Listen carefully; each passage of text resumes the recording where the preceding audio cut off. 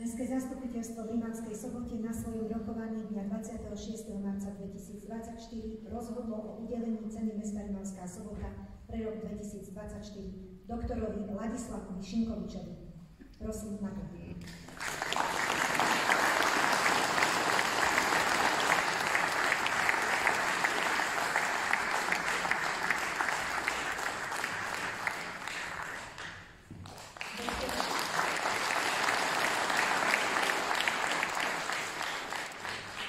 Doktor Ladislav Šimkovič sa narodil v roku 1936 v Rímavskej Sobote.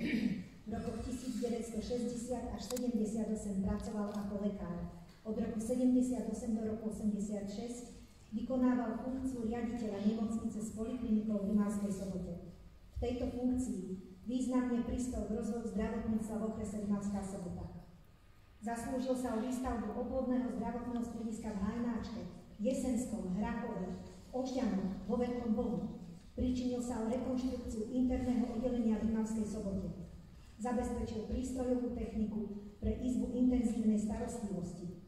Podielal sa na výstavbe oddelenia anesteziológie aj dostavbe budovy laboratórií a ďalšie významné zlepšenia sú tiež jeho dielom. Od roku 1986 do roku 1992 pracoval ako posudkový lekár nemocnice s poliklinikou.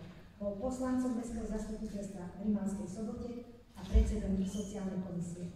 Dámy a páni, doktor Ladislav Šimkovič.